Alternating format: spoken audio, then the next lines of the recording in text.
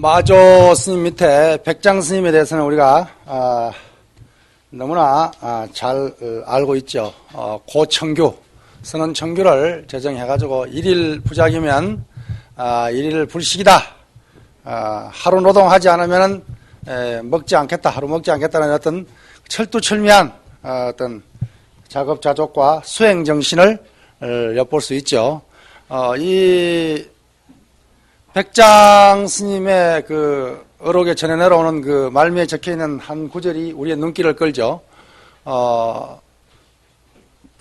백장산에서 법회를 열고 있는데 일주일 동안 법회를 열고 있는데 저 법당 말석에 수염이 허연 노인이 항상 와서 계속 듣는 걸 보고 있었는데 마지막 회항하는 날 저녁에 그 노인이 백장 스님 방장실에 찾아와가지고 스님 저를 좀 구해 주십시오. 저를 좀 해탈케 해 주십시오. 무슨 말이냐 그랬더니 내가 과거생에 나도 백장산에 방장이었는데 그래서 전백장이란 말이에요. 전백장. 과거세에 나도 백장산에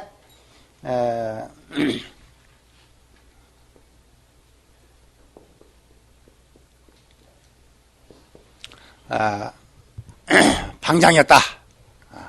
근데 그때 어떤 수자가 찾아와가지고 어떤 학인이 찾아와가 묻기를 대수행인도 대수행인 그러면 이미 깨달음을 성취한 견성한 뭐 이렇게 이해할 수도 있겠죠. 대수행인도 인과에 떨어집니까? 이렇게 물었단 말이야. 그래서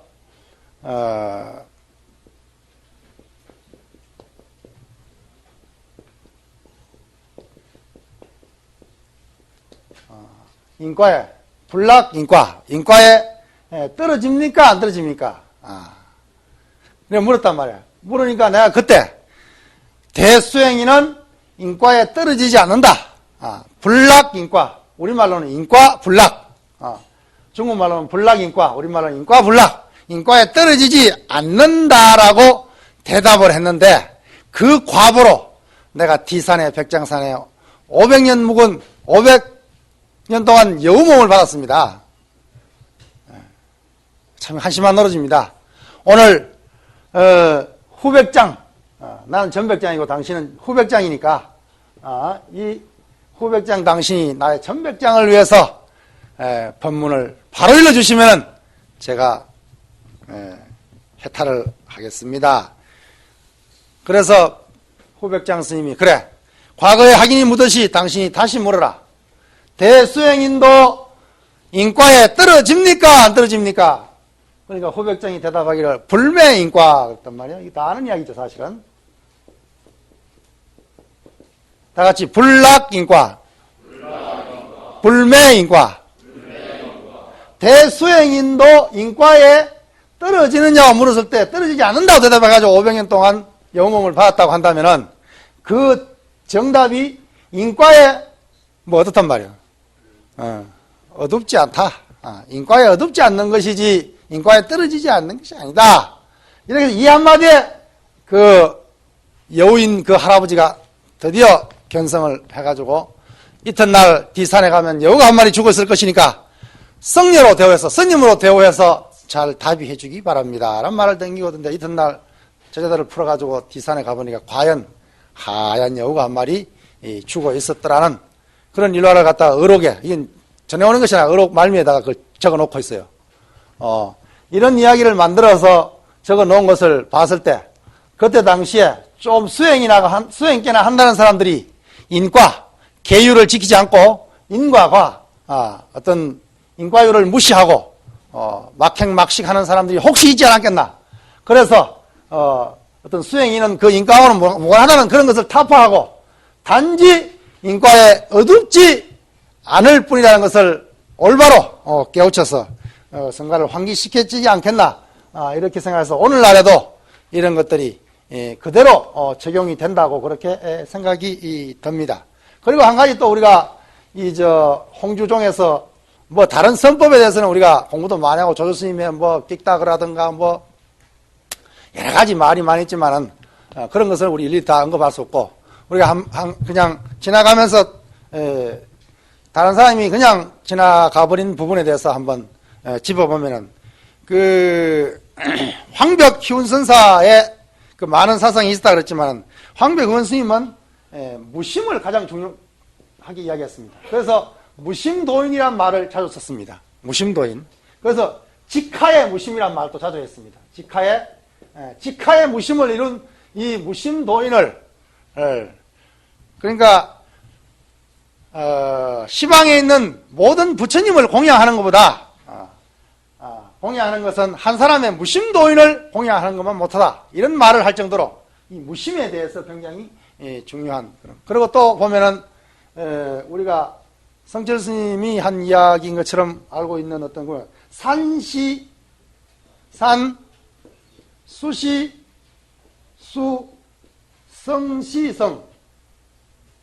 이 구절을 갖다가 가장 먼저 사용한 중국 선종사에서 이 말을 사용한 스님들이 굉장히 많습니다.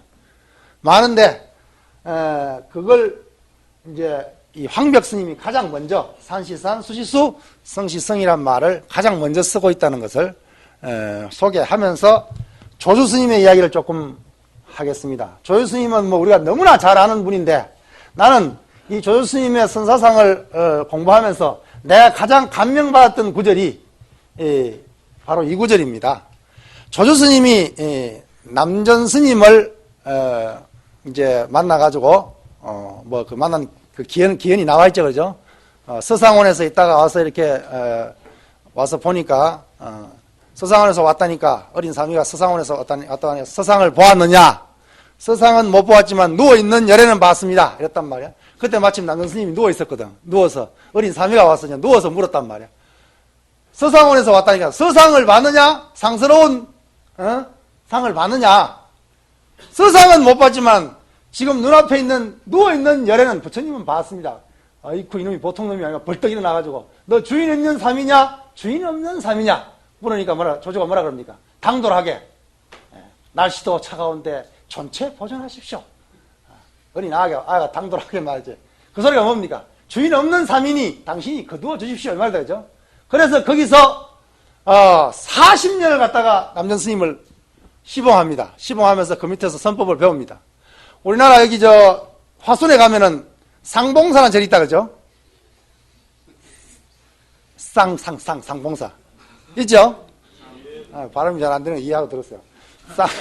상봉사가 있는데, 상봉사에서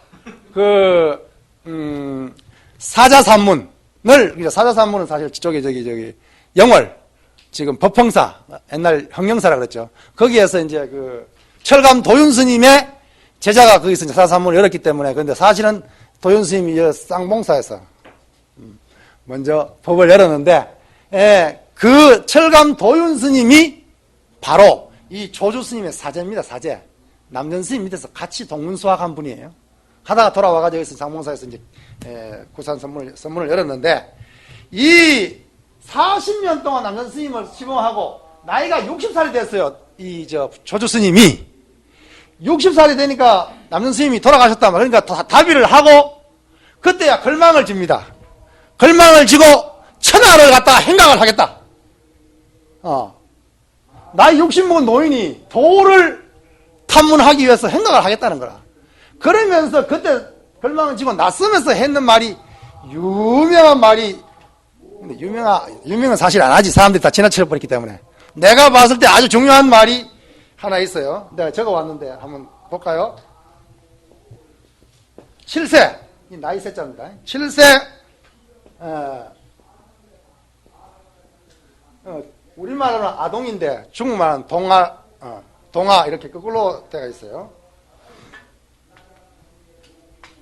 7세 아동이라도 이 성자입니다. 이거는 성자, 성리란 성자, 낫다는 성자죠. 7살 묵은 꼬마 아이라도 나보다 나은 것이 있다면 나는 기꺼이 문이라.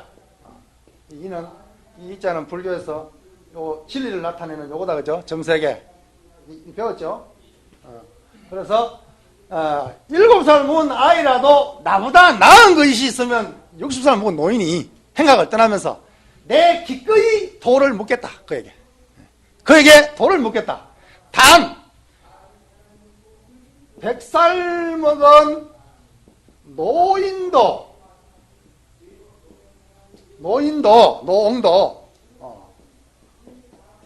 불급, 내보다 못하면, 미치지 못하면, 나에 미치지 못하면, 내보다 못하면 이 말이야. 나에 못하면 나는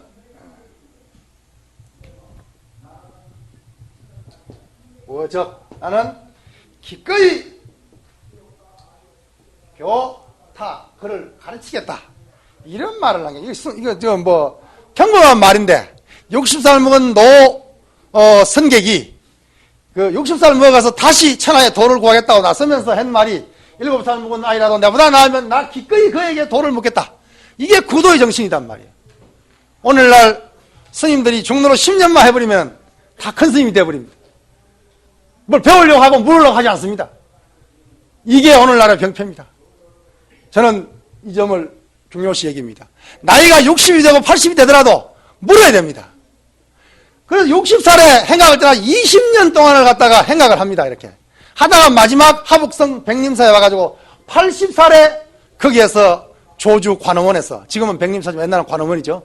관음원에서 선법을 드디어 회상을 열어서 선법을 펴니다. 그래서 120살까지 40년 동안 선법을 펴다가 돌아가시는 분이 조주 스님이신데, 이분이 40년 동안 자기 스님을 밑에서 시봉하고 공부를 하다가 돌아가시니까 이런 말을 남기고, 7살 아이라도 내보다 나은 게 있으면 나 기꺼이 그에게 도를 묻겠다. 또 여기에 거치는 게 아니다 말이야. 구도, 상구보리만 하는 것이 아니다 이 말이지. 하와중생, 100살 먹은 노인도 내보다 못하지 않으면 나 기꺼이 그에게 가르치겠다 이 말이야. 이게 적극적인 선정신입니다. 선정신을 누가 산속에서 고요적정을 즐기는 이슬 묻고 똥도 안 누고 살아가는 그런 신성 같은 삶을 살아가는 것이 누가 선자의 삶이라고 말을 했습니까?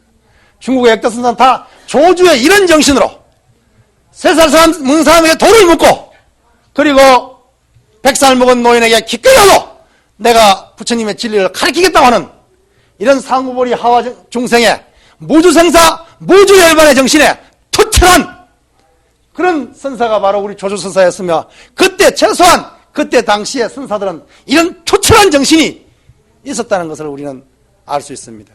그래서 여러분들에게 이 말을 소개해드립니다. 그리고 임재종 선사, 덕산 선감이 임재종 선사입니까? 조동종 선사입니까? 조동종 선사입니까? 덕산 선감 스님이 북쪽에 오대산 쪽에 살다가 거기서 본래 성이 주시고 금강경을 전공했다 그러죠. 그래서 청량소를 지어가지고 금강경 청량소를 지어가지고 금강경을 달통했다 그래 그냥. 우리도 지금 아침마다 금강경을 읽고 있는데, 금강경을 달통해가지고 금강경의 박사라. 정말 도사인데, 남방에 이 참선을 한다는 놈들이 교회의 별전이라 그러고 불임문자라 그러고, 마음을 깨달으면 부처다 뭐 적심적불이라 이놈의 자식들 하면 가서 박사를 내야 되겠다 하고 이제 청량소를 갖다가 걸망에 탁 짊어지고, 저 밑에 용담 숭신선사가 유명하다니까 나 이놈의 선사 한번 찾아가가지고 내가 혼을 내야 되겠다 하고 탁 폼을 잡고 저 강서성 남쪽으로 내려왔다만, 내려와가지고 이제 용담 스님이 계시는 용담사가 저 안에 있는데, 그 입구에서 올해 그런 배도 출출해가지고 이제 호떡이나 하나 사 먹으려고, 다 아는 이야기죠. 사 먹으려고 호떡 파는 할머니인데 가가지고 호떡 하나 주소. 이랬단 말이야.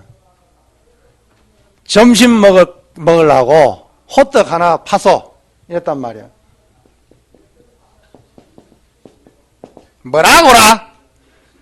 점심 먹으려고? 이게 점심, 중국말 지금도 점심을 갖다 디엔신 그래가지고 간단하게 먹는 걸 갖다 우리 차단 먹는 걸 갖다 디엔신 그럽니다. 지금도 쓰고 있는 말이에요. 그러니까 그런데 점심 먹는다고 했는데 점심이란 말로 보면 마음에 점을 찍는다는 말이니까, 그죠? 좀 말이니까. 그래. 당신은 뭘 전공해서? 나 별명이 주건강 아니요. 내 건강경의 도사요. 했다면, 그래. 당신이 건강경의 도사면 건강경에 오면 과거심도 얻을 수 없고, 과거심 불가득, 현재심 불가득, 미래심 불가득이라고 말했는데, 과거, 현재 마음을 다 얻을 수 없다고 말했는데, 그대는 점심을 먹는다고 하니, 마음에 점을 찍는다니까, 어느 마음에 점을 찍겠어? 그 할매가 그런단 말이야.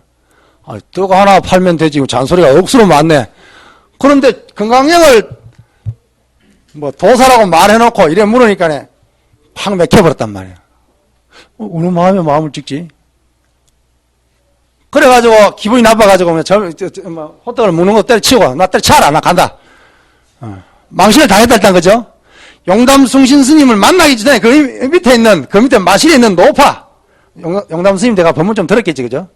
법문 좀 들은 그 노신도인데 벌써 박살 나버린 거예요. 박살 나고 뭐 폼 딱 잡고 용담 스님 계시는 선방에 가가지고 빙 도로 석장을 쾅 찍고 큰 소리는 치고 있는 구절이 뒤에 나오기는 합니다만은 어쨌든 간에 용담 숭신선사가 어떤 건강경을 주로 하다가 나중에 선으로 귀해가지고 조동정의 조사가 돼가지고 훗날 자기가 교를 그렇게 소중하게 주석서까지 썼으면서도 중국 역사상에 가장 교를 폄하하고 가장 교를 낮추어, 물론 이제 속마음은 그게 아니겠지.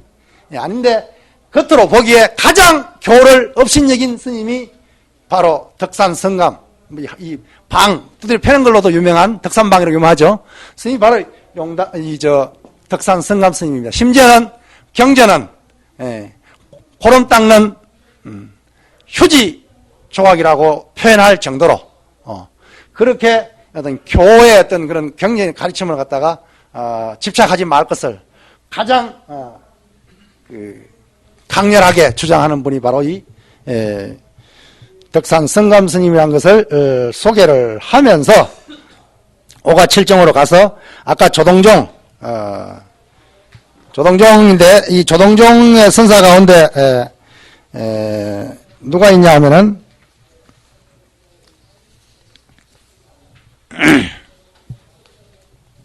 6페이지 법계도로 한번 보세요.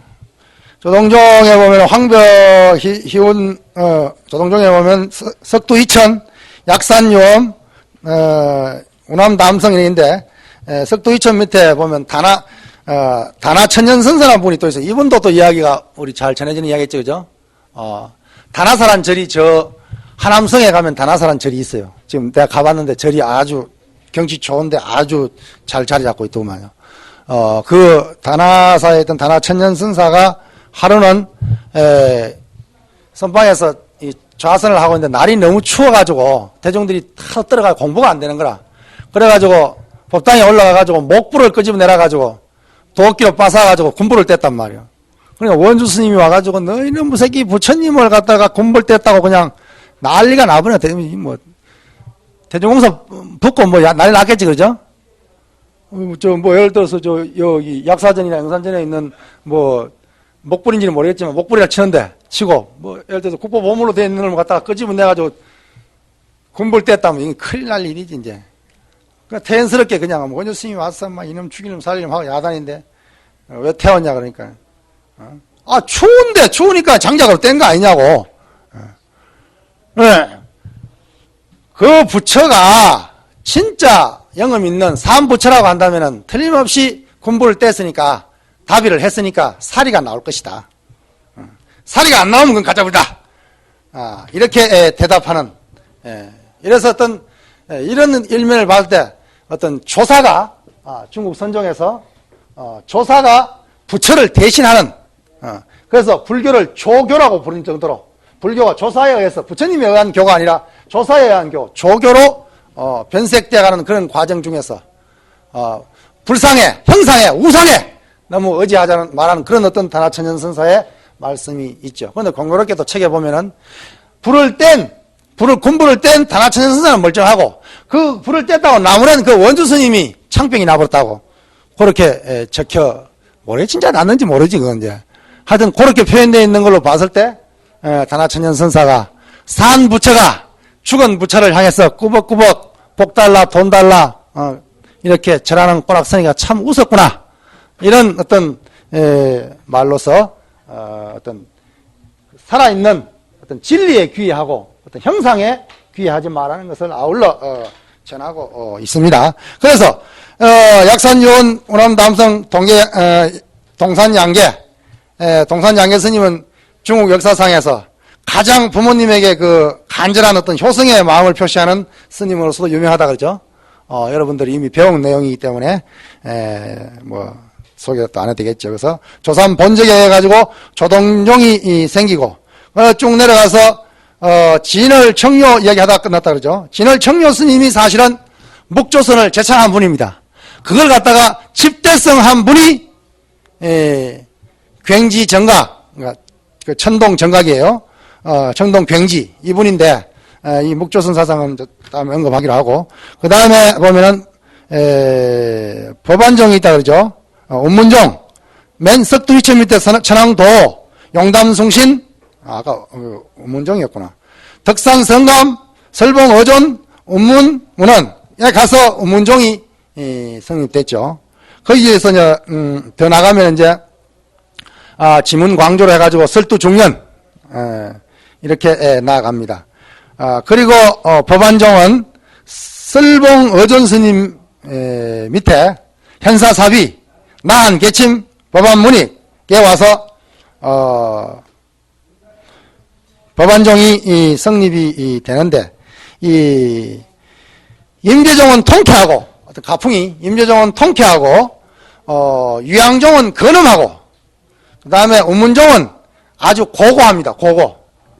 고고하다는 것이 높을 고자에 애고자를 써서 아주 고고하다.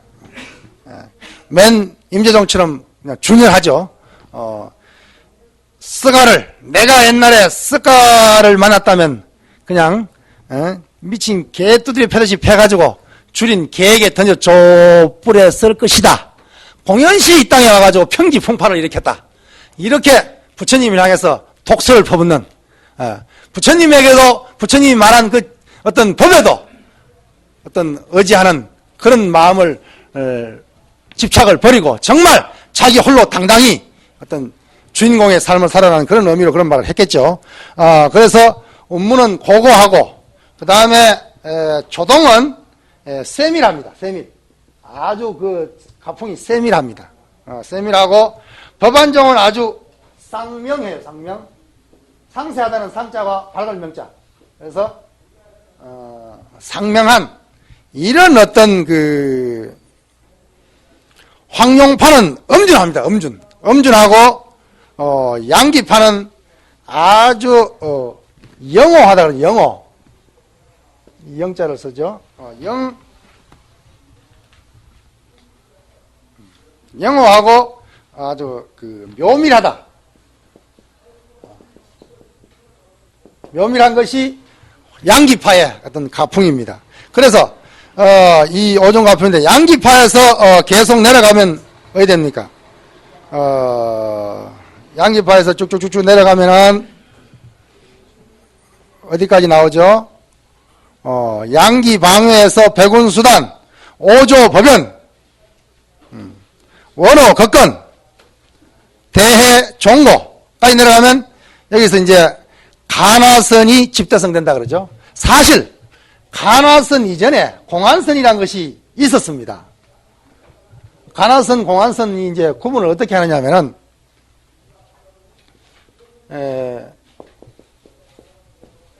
공안이란 말은 뭐 다 아는 말이죠. 어떤 공공기관의 문서라 변할 수 없다는 그런 어떤 말인데 이 공안선이라고 하는 것은 예를 들어서 조주 무자 화두를 말을 했을 때 조주 계획에도 불성이 있습니까? 했을 때 조주 스님이 무라고 했다 그러죠.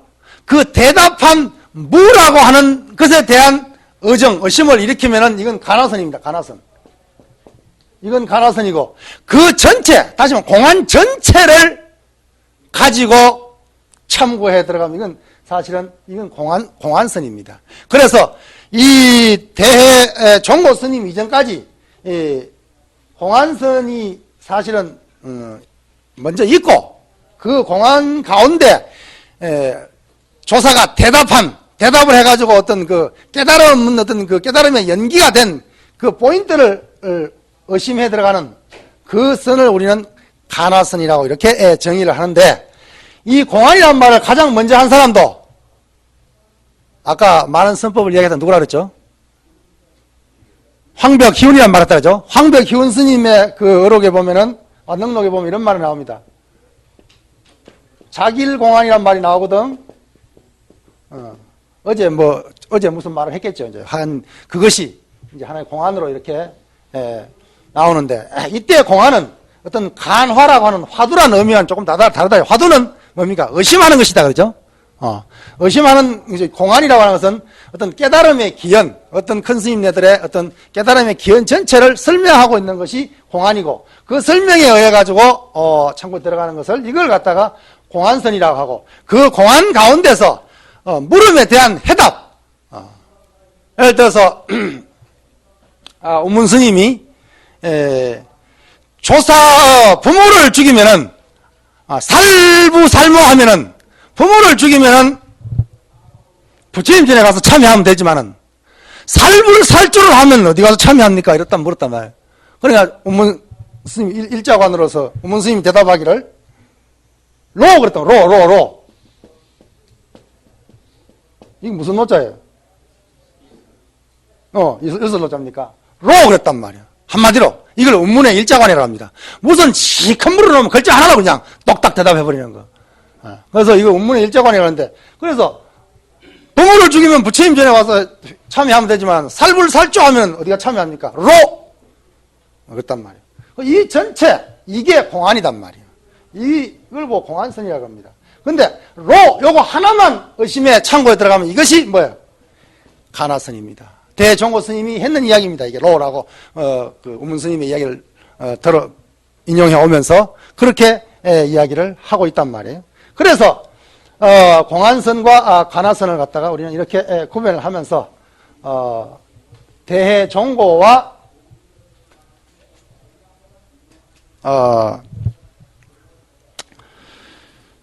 천동굉지, 굉지 정각에 의해서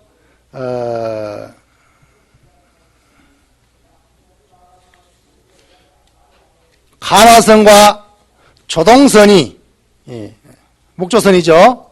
목조선이 이제 개립이 되는데 본격적으로. 그런데 대종고가 목조선을 향해 가서 비판을 하고 있다 그러죠. 이런 이야기는 우리 다 알고 있는 이야기죠. 그래서 사실은 천동 굉지 스님하고 사실은 이 나이 차이는 조금 있지만은 굉장히 그 도반 같은 사이입니다. 그러니까 대종고 스님이 46살 때 천동 굉지 스님이 42살이니까 나이 차이가 몇 살 나요? 4살 나죠.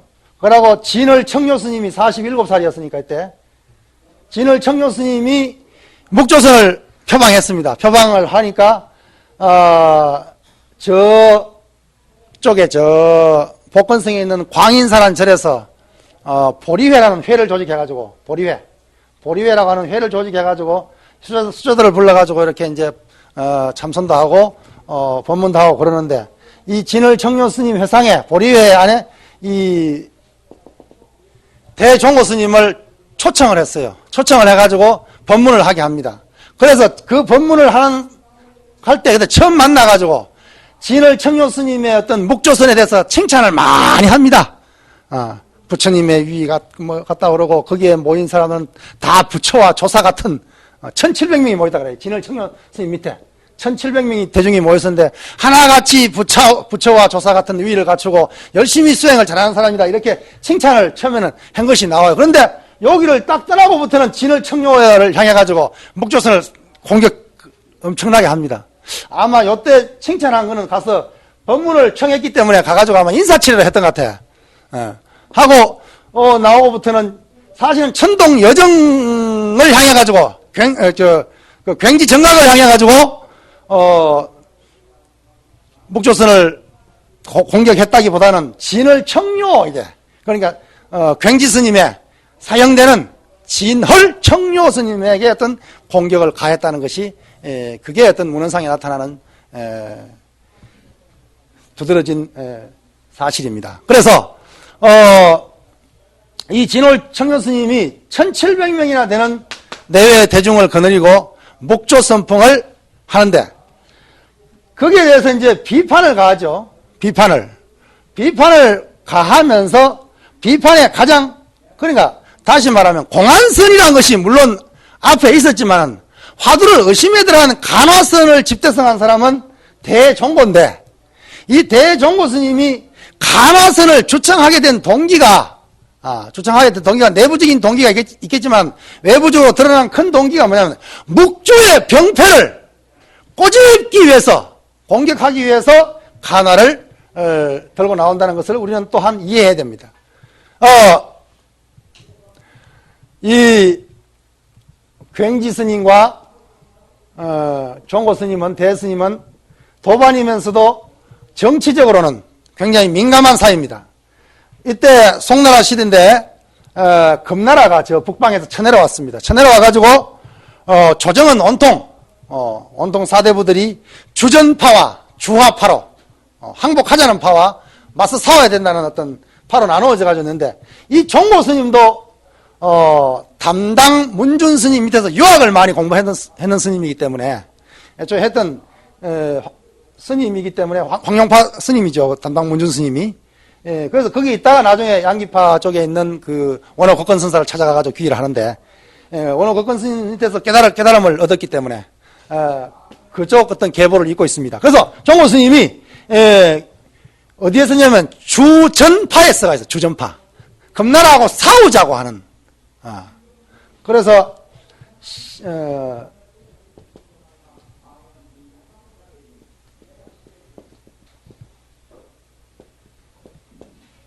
신비궁으로서 신비궁 활이름입니다. 활이름. 신비궁으로 한 번 쏴가지고 천급만급된 갑옷을 뚫어야 된다. 이 말은 뭡니까? 한 번 화두를 들어서 화두를 갖다가 통과해서 뭐예요?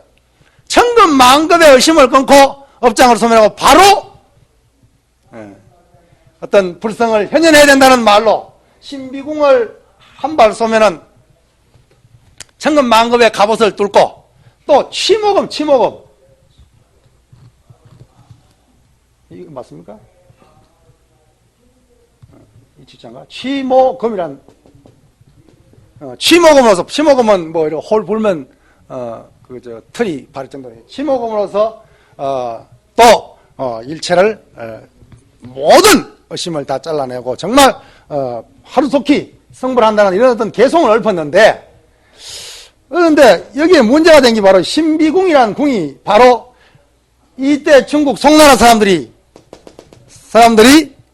금나라 병사를 향해서 나온 이 병기 이름이라 그때 쓴 활 이름이 신비궁이라 그러니까 금나라 사람들이 쳐내려와가지고 뭐 이놈의 자식 신비궁이라고 막 갑옷을 뚫는다 이건 사실 법문한 건데 또 이 종고 스님이 화파가 아니라 주전파니까 그래가지고 이 신비궁 사건을 해가지고 유배를 갑니다. 유배. 저 광동성까지 유배를 가면 60몇 살까지 돌아다니는데 그렇게 하고 있는데 그런 이런 어떤 입장에 굉지 스님은 주화파에 속해 있거든. 주화파에 속해. 이런 정치적인 입장. 그래서 묵조와 간화는 어떤 선지상의 차이, 수행 방법상의 차이, 어떤 공부 방법상의 차이도 물론 있겠지만 어떤 이런 역사적인 배경에서 이런 어떤 것이 있었기 때문에 간화와 묵조가 첨예하게 대립하는 그런 어떤 현상을 빚었던 것입니다. 그래서 사실 굉지 스님을 향해서는 그렇게 많이 공격은 안 했죠. 이제 공격을 하긴 했지만은. 근데 굉지 스님은 사실 이 종고 스님, 대스님을 향해 굉장히 호의적입니다. 항저에 가면 영원사라는 절이 있는데 있고 영파에 가면은 아유광사라는 절이 있어요. 지금도 있어요. 아유광사에 와서 주지를 하기를 갖다 굉지 스님이 바로 아유광사 옆 동네가 바로 천동사거든. 자기가 있었던데. 거기에 와서 주지를 하게끔 이렇게 배려를 하고, 주합하니까 이제 자기가 조정의 힘이 있으니까 그렇게 배려를 하고 이렇게 사실 친구야, 친구.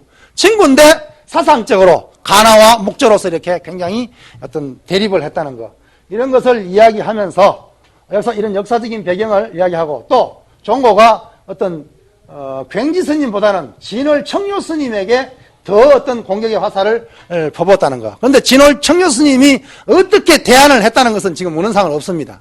진월 청료 스님의 어떤 그런 전적들이 전부 어떤 공격을 받기 이전에, 대스님이 공격하기 이전에 전적만 지금 전해 내려오고 있기 때문에 어떻게 거기에 대처를 했는지는 알 길이 없습니다. 그래서 그 어떤 서로 공격하고 산 그 대해 스님의 입장에서 우리는 한번 가나와 목조의 어떤 그때 당시의 어떤 그 차이를 어떻게 이야기하냐면 여러 가지를 이야기할 수 있겠지만 사실은 뭐 시간이 없기 때문에 간단하게 하겠습니다. 가장 문제가 되는 것이 혼침, 그 다음에 도거. 혼침은 정신이 깔아앉는 것이고, 도거는 정신이 위로 산란하게 되는 거다, 그렇죠? 혼침과 도거를 향해서 이 혼침과 도거를 제거하기 위해서는 화두를 의심하지 않을 수 없다. 이렇게 하면서 간화. 그래서 화두를 의심하기를 이야기합니다. 그러면서 마치 이 비판을 하면서 첫 번째 비판은 뭐냐면 안점의 형태에 대해서, 좌의 형태에 대해서 비판을 합니다. 그러니까 목조선에서는 안점을 기본으로 합니다. 앉아야 됩니다. 좌선이 기본입니다. 그래서 목조선에는 무조건 앉아있는 그 자체가 바로 진리를 현현하는 하나의 형태로 보고 있기 때문에, 그래서 위위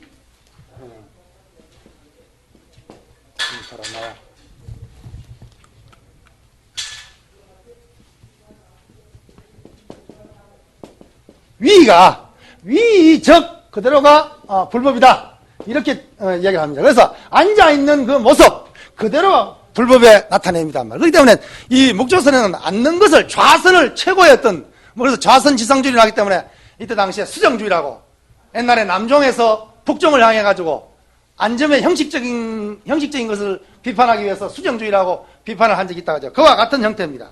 그래서 당경에서 선지시더라, 또한 어떤 사람들이 앉아서 마음을 보고 깨끗함을 보되 움직이지 말고 일어나지도 말라라고 하는 이것으로서 공부를 삼게 했다. 이제 당경이 나오는 말이죠. 그래서 좌선을 비판을 했습니다. 그래서 여기에서도 목조선에서도 무언과 무설로서 말없이 무언과 무설을 어떤 극칙으로 삼고 공급 이전에 자기가 누군가,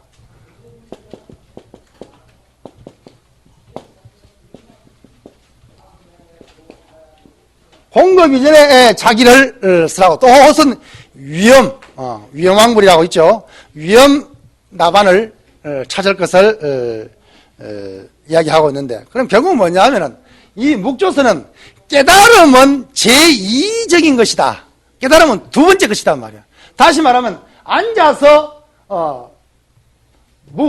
묵묵하게 비추는 것, 나의 자성이, 나의 여기서 주장하는 것이 대종호가 주장하는 그 화두가 여러 가지가 있지만 그 중에서 가장 주장하는 거, 아마 서장에서도 그 무자 화두를 갖다가 한 11번쯤 이야기하죠. 그렇죠? 많이 나오죠.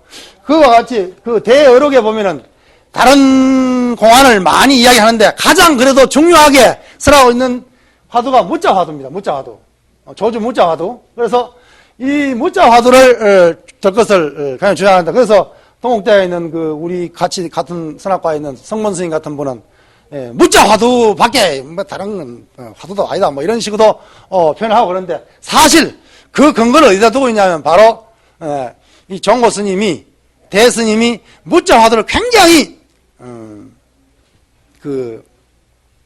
주장을 중요하게 여겼습니다. 왜 중요하게 했냐, 묻자 화두를 했냐면, 그때 당시에 사대부들이, 그래서 사대부들이 굉장히 많았습니다. 제자들 가운데. 사대부들이 이미 그 종고 스님이 이전에 공안선이라는 그것으로서 조주 묻자에 대한 것을 너무나 잘 알고 있었기 때문에 이 스님이, 종고 대스님이 이 묻자 화두를 대단히 강조했어요. 그랬던 것인데, 그런 어떤 사실들을 이해하면서 이 묻자 화두를 참고할 것을 강조하죠. 그런데 묵조선에는 공안이 있긴 있어요. 공안이 있긴 있는데 묵조에 무슨 공안이 있느냐 이렇게 하지만 여기서 말하는 공안은 현성공안입니다. 현성공안. 현성공안이라고 했을 때 이 현성이라는 우리 간화선에서도 현성공안이 있다 그러죠. 이 현성공안은 애조사가 말한 어떤 정령화된 묻자화두라든가 뭐 마상건이라든가 부모미생전 본론면명이라든가 시산마라든가 이런 정령화된 어떤 화두가 아니고 내가 현재 당금 앉은 이 자리에서 써있는 이 자리에서 나의 삶과 나의 수행을 향해서 던지는 그 물음을 갖다가 간화선에서는 현성공안이라고 이야기를 합니다. 간화선도 현성공안이 있죠.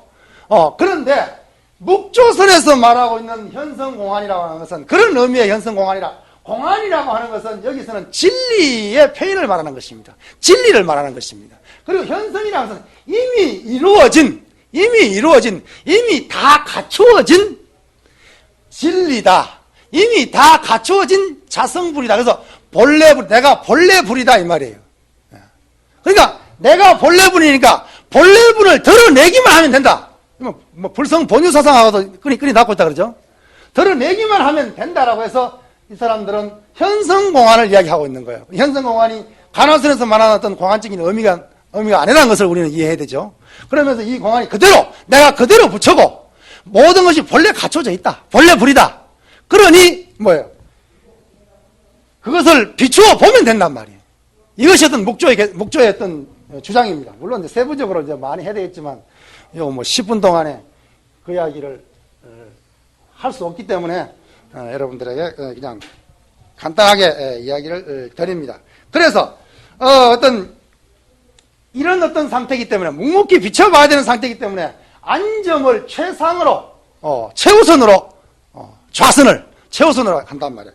그런 반면에 이 간화선에서는 뭐요? 아까 앉아 있다 보니까 뭐요?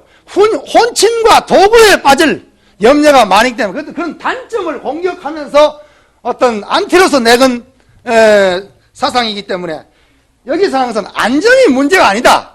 앉고 서고의 겉모양이 문제 아니라 해능이 말했듯이 염불기, 생각이 진정으로 일어나지 않음, 생각이 어떤 색상에 대상의 경계에 끄달리지 않는 것이 진정한 좌다 라고 말했듯이 역시 여기서도 일상삼매를 주장합니다. 대여종고도 일상삼매, 다시 말하면 상에 끄달리지 않고 상에 치착이 없는 그대로의 일상삶 그대로가 삼매인 일상삼매, 그리고 행주자와 어묵동정 안에 그대로 모든 것이 선정인 일행삼매를 주장하고 있단 말이에요. 그러니까 안점이 중요하겠어요, 안정해서. 물론 앉지 말라는 것은 아닙니다. 안때 안점에 집착해서는 안 된다는 거지.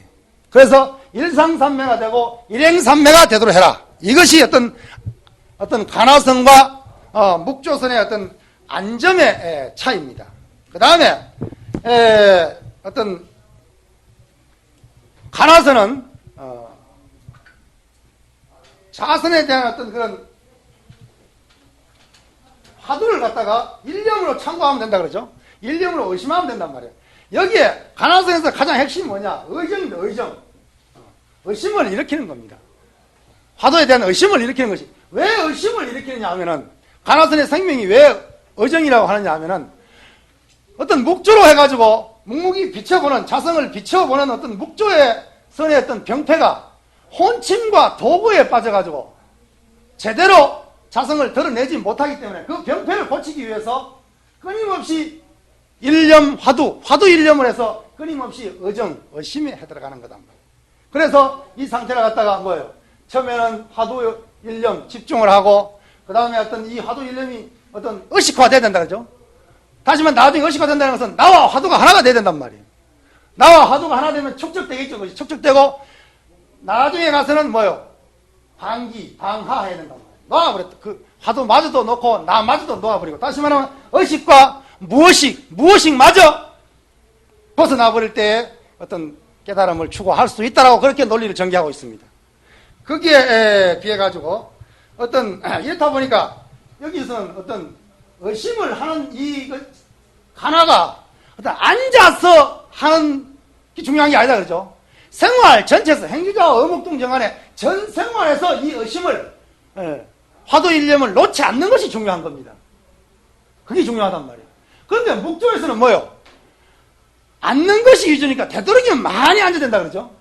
그렇죠. 그러니까 요즘 말로 하면은 뭐 장자불화를 한다든지 아니면은 선방에서 16시간, 20시간까지 해버리는 그것이 오히려 더 어떤 묵조적인 선풍일지도 모릅니다. 그렇죠. 그렇게 하니까 이 어떤 문제는 여기에서 수정론에서 봤을 때 가나서는 뭐예요? 어디가 중요합니까? 우선 이 화두를 드는 게 중요하다 그러죠. 화두를 들고 일념이 되고 무심이 되는 그때까지 화두를 체질로 한단 말이야. 나와 화두가 하나 되게 한다. 일념 화두 한다. 그러니까 어떤 그 화두를 들고 있는 것을 따끔에 배려시킨다면 그 화두를 가지고서 마지막에 깨달음을 기다리고 있는다. 그래서 묵조선에서는 뭐라고 말하냐면 이것은 대오선이다 이렇게 비판을 합니다. 화두를 들고 있으면서 깨달음을 깨침을 기다리고 있다. 그래서 대오선이다라고 비판을 한단 말이에요. 이 묵조선에서 가나선을 보고 하는 말이에요. 대신 여기에서는 뭐라 그러냐면 가나선에서는 대종고는 뭐라고 비판을 하냐면 너희들은 오로지 따끔 그 자체가 깨달음은 이미 깨달음이 있는 상태라고 가정을 하기 때문에 깨달음은 별 문제, 이건 제2차적인 문제단 말이에요. 그 따끔만이 있다. 이렇게 해서 정을 소중하게 여긴단 말이에요. 선정했을 때 정. 해는 이 두 번째다. 그래서 정이 그대로 해가 되는 것을, 정과 해가 사실은 하나 되는 것으로서 이렇게 말하고, 아까 이 가나선에서는 정은 덩이요, 해는 덩불이다. 이런 관계를 도식을 성립합니다. 그래서 이건 해능이 이미 이야기 한 바다 그러죠. 그래서 여기서 우리가 말할 수 있는 건 뭐냐면 가나에서 말한 따끔의 의미는 훈수, 점점 닦아 나간다. 화두를 갖다가 점점 이렇게 닦아 나간다는 말이죠. 훈수 아니면 정상의 수다, 정상의 따끔이다 말이에요. 그런 반면에 묵조의 수는 뭐냐면 이미 깨달음이 완성되어 있다는 의미로 수를 사용하고 있단 말이에요. 따끔을 사용하고 있단 말이에요. 여기서 현성공안의 의미가 뭐예요? 이미 눈앞에 이루어진 부처, 이미 눈앞에 이루어진 되어 있는 진리, 이런 의미로 현성공안을 사용하니까, 그래서 결국 뭐예요? 그래서 묵조의 수는 이미 깨달음이 완성되어 있는 의미로 사용하기 때문에 여기서는 훈수, 정상의 수가 아니라 본수다. 본수. 여기에 수는 본래 그대로 되어 있는 수다. 그래서 본수 혹은 그걸 갖다 묘수라고 이렇게 표현합니다. 묘수. 본수, 묘수. 근데 이거는 무슨 따끔이 아니라 이미 다 돼 있는 걸 드러내기만 하면 된다. 이렇게 말하고 있단 말이에요. 그리고 어떤 가나의 깨달음이라고 하는 것은 깨달음이 본래 갖추어져 있긴 하지만은, 본래 깨달음이 갖추어져 있는 건 똑같은데, 하지만은 아직 수행을 거치지 않는 가능성의 깨달음이다 이 말이에요. 가능태로서의 깨달음이단 말이에요. 그렇기 때문에 이걸 갖다가 가능태기 때문에 인과의 논리에서 인정이라고 해요. 인정. 아직 원인에 머물러 있는 깨달음이단 말이에요. 그러니까 인정이니까 이것을 결과의 깨달음이 되기 위해서는 뭐예요? 화두 창구를 해야 된다는 것입니다. 일념으로 화두 창구를 해야 된다는 거예요. 그런 반면에 묵조의 깨달음은 뭐냐면 깨달음이 본래부터 현성되어 있다는 입장이기 때문에 가나와 마찬가지로 깨달음이 본래 갖추어져 있다는 입장은 똑같은데, 그 입장은 똑같은데 그것이 목전에 지금 이렇게 현성되어 있는 깨달음이단 말이야. 그래서 이것을 갖다가 본정이다. 본래 이미 되어 있는 깨달음이다. 혹은 뭐라 그러냐면 현정, 이룩되어 있는 깨달음이다. 이렇게 본정, 현정의 의미로 쓰고 있습니다. 그 외에도 사실 많은 어떤 차이점을 몇 페이지에 나와 있죠? 보면 차이점이 있고 또 여러 가지 어떤 사상적으로 우리가 한번 더듬어 볼 것이 사실 많이 있는데 어떤 가나라고 하는 것이 절대적인 어떤 수행 방법이라기보다는 목조에 대한 안티로서 제시됐다는 것을 한번 상기해 보고 그리고 목조의 병폐를 갖다가 제거하기 위해서 가나가 나왔다는 거. 그리고 가나와 목조의 장단점이 다 있고 그 장단점에 의해 가지고 그때 당시에 수행자들이 어떤 단점을 보완하고 장점을 가지고 수행을 해서 오늘날까지 조동의 어떤 목조와 어떤 임제 가나가 오늘날까지도 주 수행 방법으로 내려오고 있다는 것을 우리는 상기시키면서 어떤 절대적인 수행론은 사실 없는 게 되겠죠. 어제도 이야기했듯이 어떤 법에는 돈점이 없고 사람에게 근기의 차별이 있고 그런데 근기의 차별이 다양하기 때문에 수행론도 다양하게 우리가 시설을 할 수 있지 않는가 이렇게 하면서 가나와 목조에 대한 더 깊은 연구를 여러분들에게 당부드리겠습니다. 더운데 수고했습니다. 성불하십시오.